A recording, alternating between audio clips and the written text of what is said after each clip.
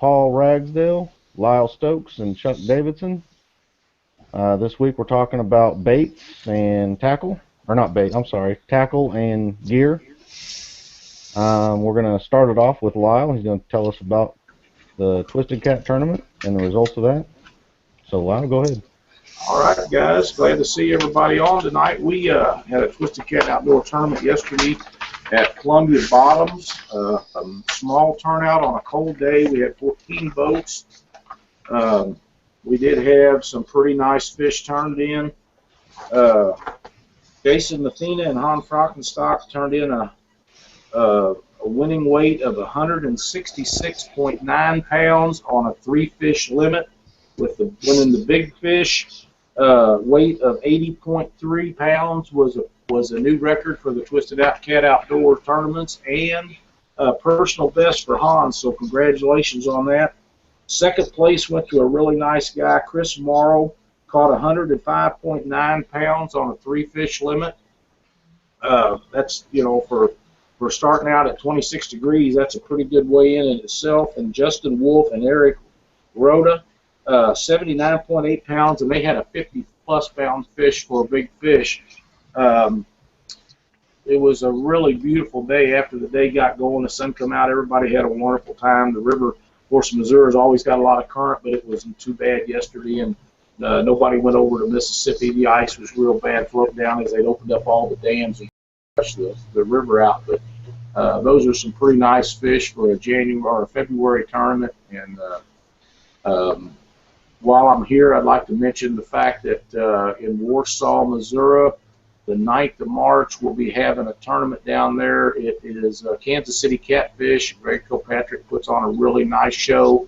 We're expecting a huge turnout down there, and we need everybody that's interested in fishing to make sure that they go down there to show the naysayers on this conservation effort that they're wrong. The tournament fishermen don't mind having the slot limits. We're going to have tournaments, we're going to fish tournaments, and we're going to catch big fish regardless. All right, so getting on to the topic of the night, gear, tackle. That first place team with 160 pounds. 166.9. 166 pounds. That was on Barbie poles with 4-pound line and hot dogs as bait, right? No, I don't think so.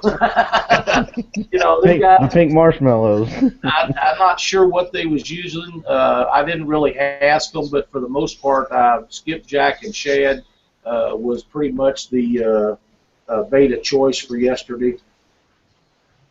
What kind of, on the Missouri River, what kind of, the Mississippi, whatever, where is it that you're fishing over there?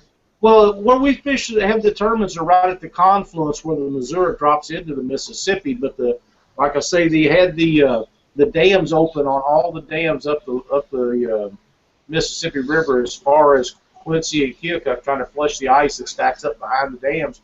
And there was just huge amounts of ice coming down the river, so I know nobody went over there. There was a couple of guys who went down to the confluence, but they didn't go out in it. It was just too rough. But everybody fished the Missouri yesterday, and we had suspected that the fish would be in the holes behind the wing dikes and stuff, and there was some fish caught there, but they had actually kind of changed and moved out of there with the warm weather up into some shallow flats and stuff. So, what kind of weight do you think people were using out there during the? We was using 8s and 10s yesterday.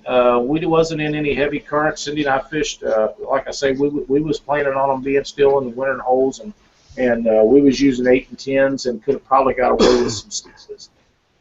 Now out in the main current, I'm sure they was using anywhere from 8 to 16, depending on the amount of current they had and where it was at.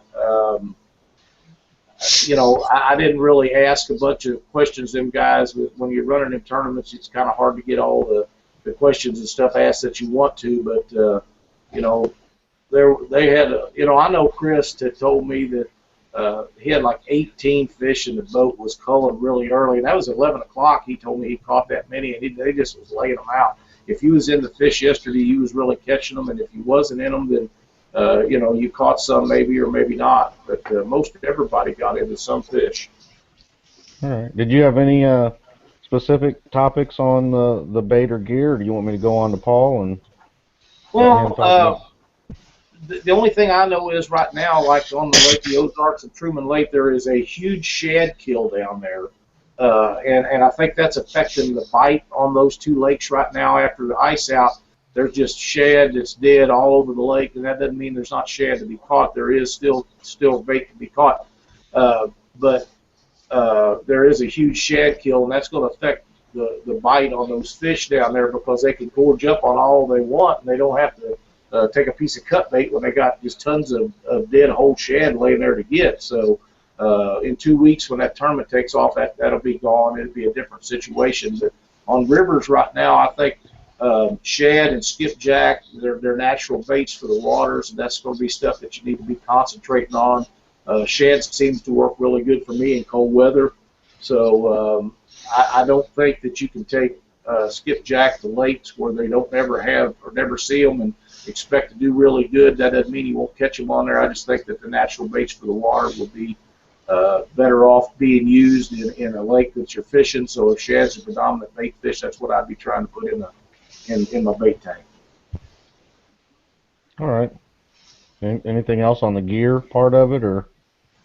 I wouldn't be wanting to use a rod with a real heavy tip right now. The current's down a little bit, although the rivers are rising. It'll be raging here before long with floods and stuff.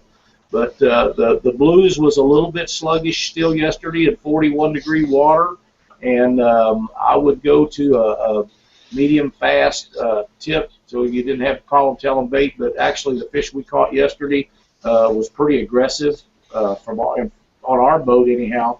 And but you'll get a lot of lighter bites, so I wouldn't be using a heavy action rod if I was planning on catching fish. I'd be using something in a medium or a light medium action. I might even downsize my hook a little bit to an 8/0 over a 10 or something, and suspend the bait just off the bottom. That's just my perspective.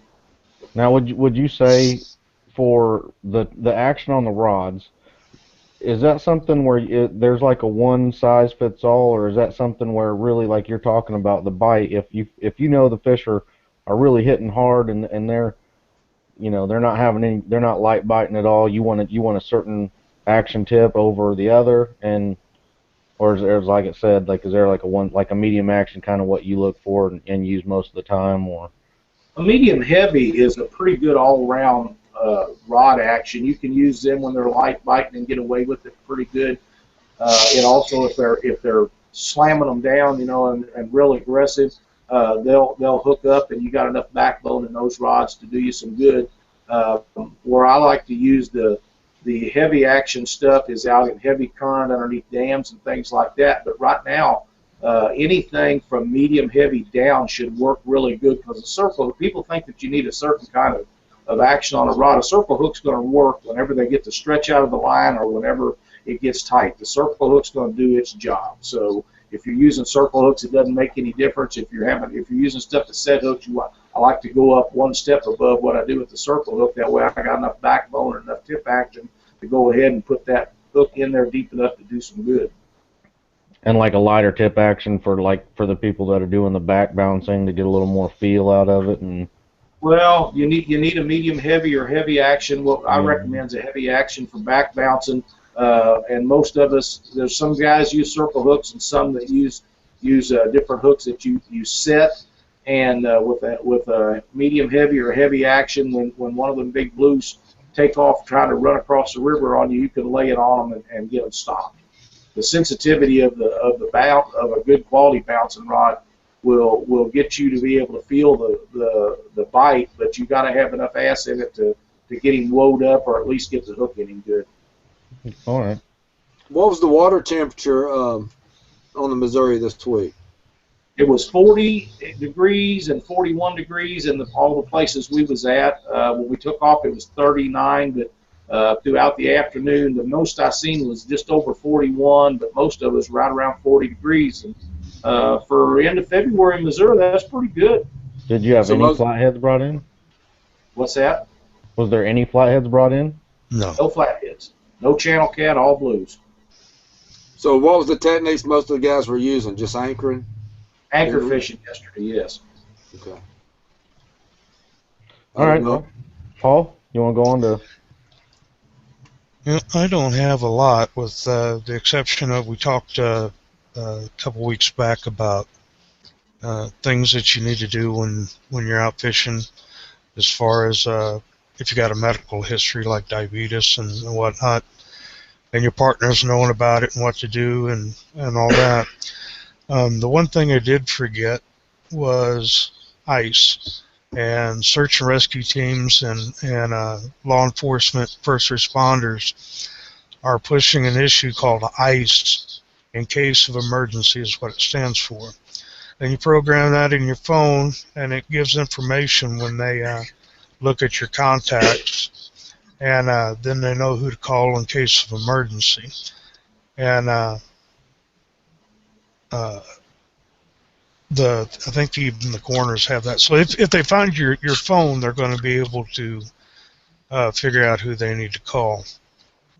But let's see, and a reminder for the deadline to send in the keys for the February giveaway is noon Central on February 28th, 2014.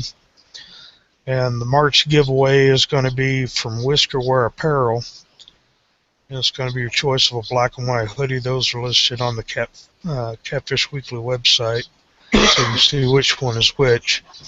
The giveaway be the same type as February was, with the codes, and that's about all I really have, except the code, which I'll do here in a little bit. But okay. So basically, in case of emergency, actually, my wife and I both have that in our phones, the ice. That's a good idea. And then I know Paul, myself, and I think even Lyle are all diabetics. So, and with me, I know that I fish with different people all the time. It is a good thing to let your partner know if you have a heart condition, if you're diabetic, what they can do if something happens. Just pretty much keep your health problems known, so you have the best chance. I did have one more thing here, and I've just dawned on me because I had it written on a separate page. I see a lot of people on Facebook, and they're showing catfish, and then they put CPR. And I'd like to push the fact that if you're CPRing a fish, it is not wise to hold them up by the gills. That damages the gill plates. And in a fish, it's like to you, it's like being punched in the lungs. It damages the fish's ability to breathe. And I just wanted to mention that because I've seen so many people holding up fish by the gills that said they were CPR'd.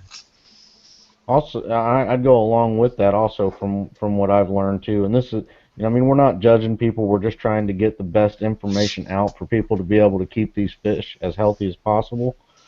So yeah, keeping your fingers out of the gills is good. Also, if you've got a fish that's 30, 40, 50 pounds plus, and you're pulling them up by just their lower jaws, that's also really bad on the fish as well. You want to support that body weight. It'd be like somebody grabbing you from your jaw and trying to lift you up. I mean, you've got all the rest of your body weight pulling on just your jawbone. So, in my size, that's all you'd have picked up is just my jaw. Yep. Hey, Chris, one other thing on that ice deal, I'm not sure if my phone has that on there. Is that available to certain type of phone? All you do is create a contact in your phone and name it ice. And then put your the contact information in for whoever your emergency contact is. So it's real easy to do. Anybody, you just create your contact and just name it ice, and they'll know exactly what that is when they go to look in your phone. Okay. The other thing is, it's not just for lung issues or diabetes issues. I have a 5-pound restriction on my left shoulder, and I'm not allowed to lift hardly any weight with it. So, since that surgery, I have never had a giant fish on, like we used to catch. And whenever somebody that I crawl in a boat with them or they get in a boat with me and we happen to be out, I tell them right up front, if we get a giant on today and I'm having problems, you're going to have to help me. And any information like that you can pass on to a fishing partner about anything, you need to do that. because I've fell out a couple times, and Justin always knew what to do, and he'd get the carbohydrates in me to get me jacked back up, so we'd come back in. Right. They're just for anything, but the ice number is for anybody, including anybody that's got a cell phone. You know, if you end up with a car crash or something like that, unpredictable, at least law enforcement have something to go on. Yeah, I think the older phones, Absolutely. like they still have them I out. think The flip phones and stuff, I think they actually have a key that says ice, and you program that key. I'm not sure if it's the pound key or whatever, but I've seen some newer flip phones that actually have a key that has ice beside them. But not They on the haven't new. they haven't pushed pushed it a lot to advertise it, so a lot of people really don't know. And I was on a search and rescue team, so we were aware of it. But you have to promote something if you want it to get out. And That's right. today I figured I'd just mention it. So All right, so Chuck, do you have anything to throw in here? Not really. It's just I'll see a lot of these people doing catch and release videos and photos. If you have more than 2 people in the boat and you need one person to video, get some help with those big fish when you're putting them back, because they can get away from you really quick and damage yourself. And it don't look bad and make you look sissy like if you need a little bit of help easing the fish off into the water. Anytime I got multiple people on the boat, after I get my photo taken, I say, hey man, help me get this fish back in so we can get him revived and let him go. And that's the best way to handle them. And then if you've got your live well in the front of the boat, take it really easy when there's larger swells and larger waves, because they bounce around a lot in those live wells mounted on the front decks, the 100-gallon stock tanks and stuff. A lot of people's not privileged enough to have nice boats with big live wells in the rear, which give a better ride for the fish. But I've seen some guys cut out across the lake with fish in their live wells, and then when they get back to weigh-in, they don't look too healthy, because they're that damages the fish a lot. Even though they're alive when you let them go, you don't know what's going to happen later when they get on out in the lake, and they got internal damage and everything. Good way to have about a foot of water come over the front of your boat too if you hit them swells.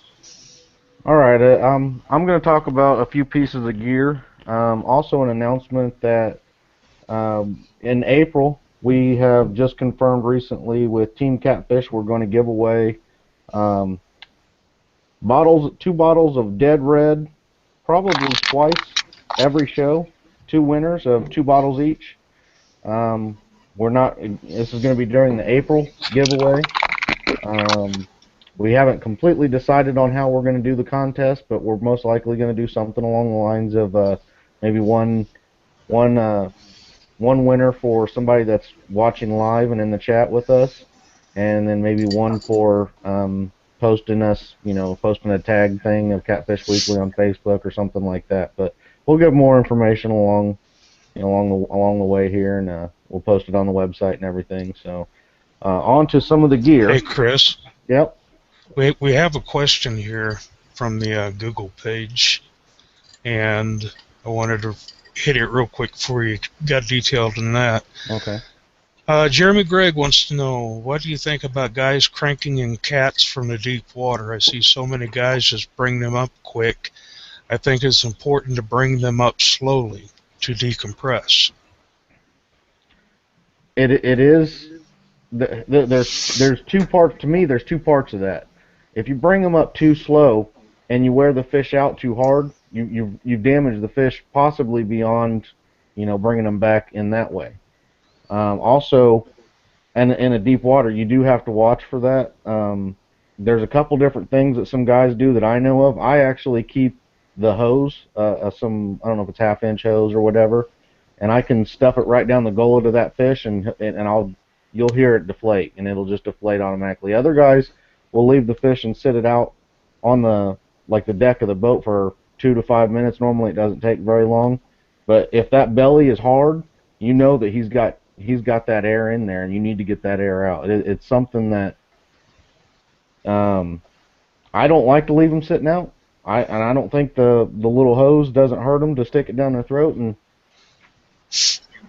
get it out. So that's my take on it. I don't want it to be too slow, and I don't want it to be too fast. So I try to get it up, and I try to watch for the bubbles and get let it get the bubbles out as it's coming up. But I also don't want to completely wear that fish down to no energy and have him not recover. So Lyle or Chuck can maybe expand on that. We keep a piece of about 16-inch piece of PCV pipe in the boat, just plastic PCV pipe. I think it's 3/8 diameter, I believe is what it is, and that's what we use for cases like that. And I think it's a lot more detrimental to keep that to where you can get a hold of it in the summertime than in the wintertime. Now, I could be possibly wrong about that. It may make a difference in the winter, but I've never heard of anybody having any issues with fish because they're sluggish and they're already coming up slow in the winter.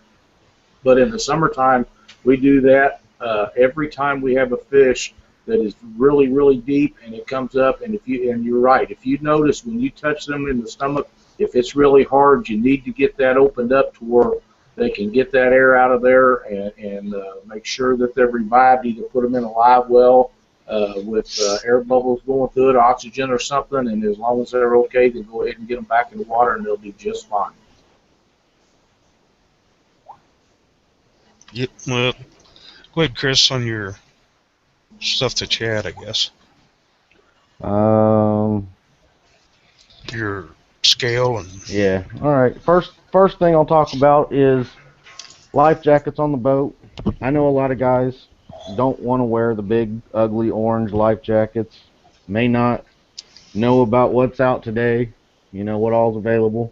This right here, very lightweight. They have these in a dual deployment type system. They either have the little red handle you might see down there that you can pull, and this will pop open, and you can wear it very easily. Like I said, over a jacket, under a jacket. It's something it's lightweight. You can wear all day, hot, cold, whatever, and it's there. Not going to be feeling like the big orange jacket. The other way that they have these, I think this one is just the manual, which is just that red plug there. The other way they have them is that when they get wet, they can automatically deploy. Only problem with that is if you get a big chunk of water over the boat and you have it sitting out or something like that, it might go off on you. So I wanted just the manual one. But life jackets, definitely when you're driving in the boat. Besides that, then it's up to you. I mean, I think more people should wear them. I should wear mine more than I do, even when I'm not moving in the boat. Should still have it on, especially on dangerous days. Any kids in the boat should always have their life jackets on. I think regardless of low water or anything, I think they should have their jackets on. So, talking about big fish, Big Dave over at Bottom Dwellers has a new version of these, but they're called the Catfish landing net, or not a landing net, but a way sling, Catfish slings. Now it's pretty big size here.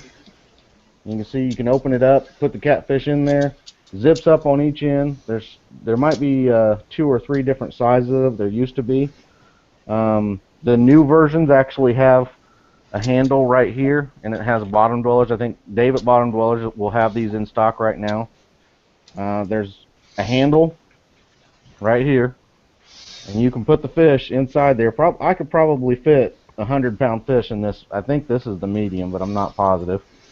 So you can put a good-sized fish in this, and you can use this to transport the fish from the boat over to the weigh area, or just to pick it up and weigh it if you want to weigh it, so that way you're not like sticking the scale in the fish's mouth and trying to hold him by his lip or anything like that. So They're really nice to have. I keep mine in the boat. They actually have in the middle. They break down so they're not this big. They actually come apart like tent poles do, and you can break it down. You know, cut it or not cut it in half, but bend it in half and then fold it all up and stick it in one of your storage compartments. But there's that. I keep that on my boat. The other thing I have, and these are harder to find now, but these are the Berkeley 100-pound digital scales. Both sides, it has a digital LCD screen. Where you can find them now normally is in the UK. They normally cost about $75 to $100 to get shipped over to the US, price total with shipping and everything. It has the two handles, so you can pick a big fish up pretty easily with that, and then have the lighted LCD screen on both sides. So it makes a great scale. I mean, for a 100-pound scale, they're hard to find, and I believe those might even be about the closest you're going to find to a certified scale as well, from what I've heard. So those are the three gear and tackle type things that I wanted to talk about.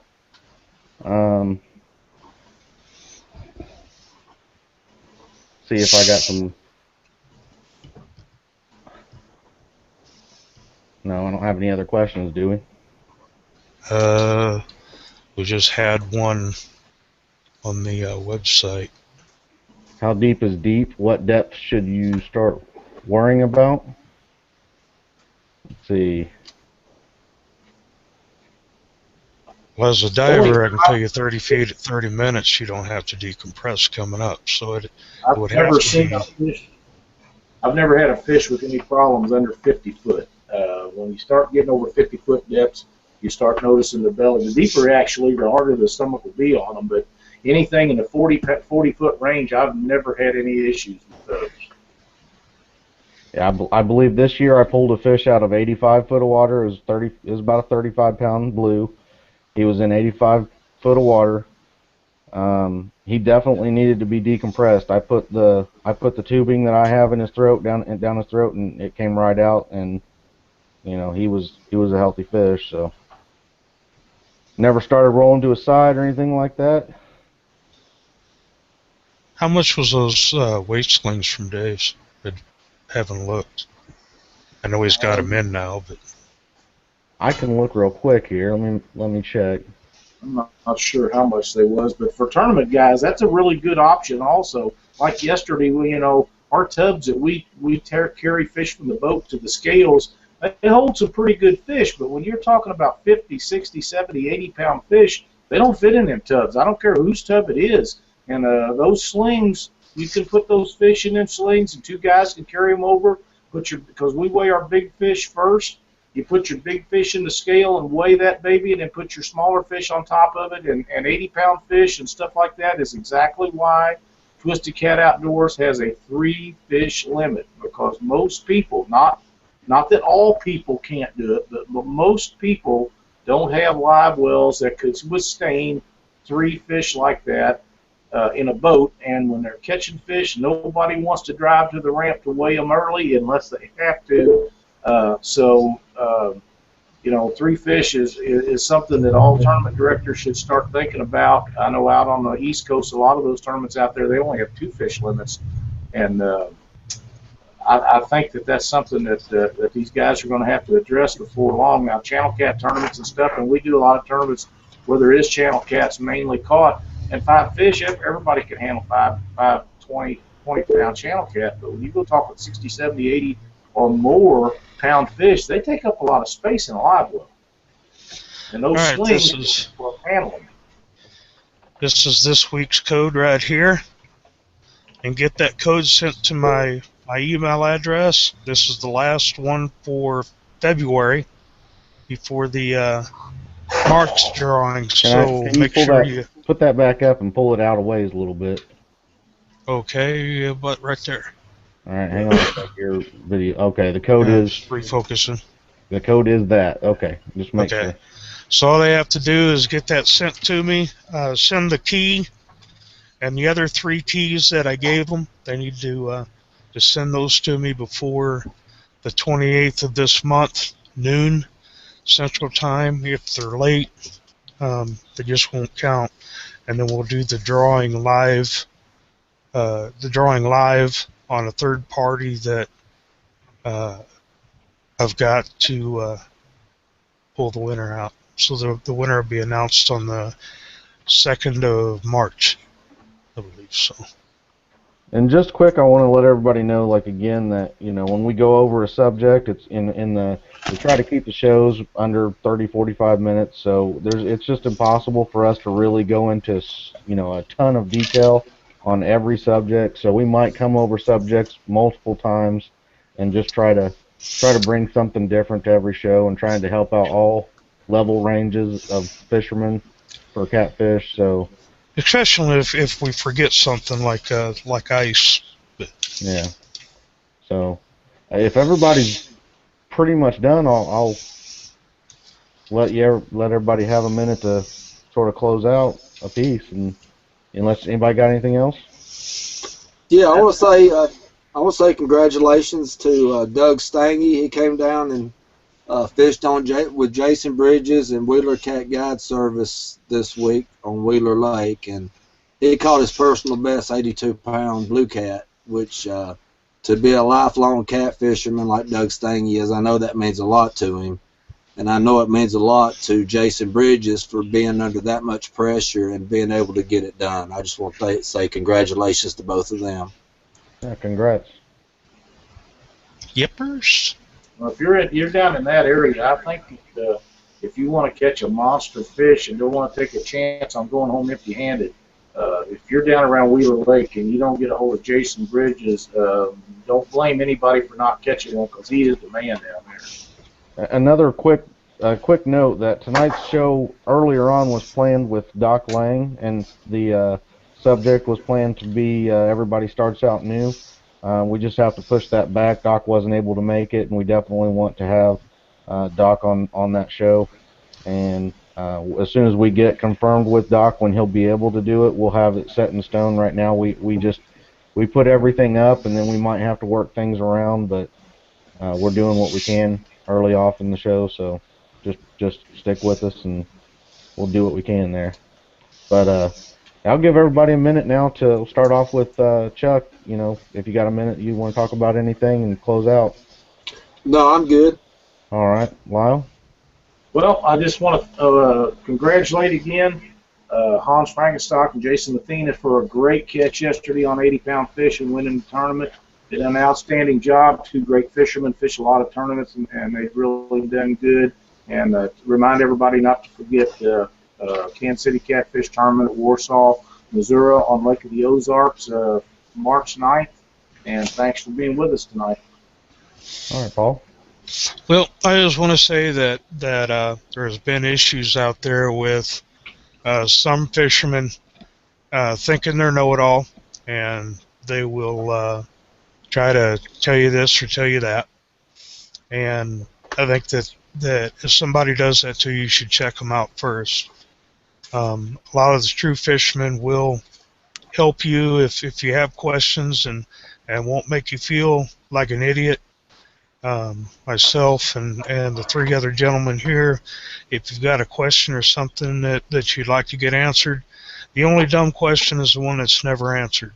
And we'll always answer the question the best to our ability, and if we can't, then we'll definitely direct you in the right direction. I just wanted to make that a little note. Otherwise, that's pretty well all I've got, Chris. All right. I would like to just thank everybody here again and the people that are watching the show. You know, it's growing. We want you to watch it. We want you to tell your friends about it that are cat fishermen or women. You know, try to grow the show the best we can. If you have ideas or suggestions or anything like that, you know, send one of us an email. We're going to be working on the website more to make it a little more easily user-friendly, and pretty much if we get anything, you know, every week we might have something new, and you jump in. Like this week, we have the chat on the website, catfishweekly.com, and we'll work on that, try to make that a little better. And if you have any questions or problems with the way that worked this week, let us know. Thanking my sponsors, Lyle and Minn Kota, Humminbird, Dave with Bottom Dwellers, Driftmaster, all the guys there, all the guys here. ICA, there's planned to be a tournament this weekend at Mount Carmel, Illinois. With the river being action stage or above, it's going to be canceled. ICA probably will not have an ICA sanctioned tournament. We may or may not have Powerton, Illinois tournament, just to kind of get together tournament, not necessarily an ICA tournament, but whatever guys decide to show up and do it kind of tournament. That would be this next Saturday, probably 7 in the morning or so. So you can check out ICA or IndianaCatfish.com for information on that, or look it up on Facebook, the Indiana Catfish Association. So I think that's all I have. So I guess on behalf of Catfish Weekly, we wish everybody a good night.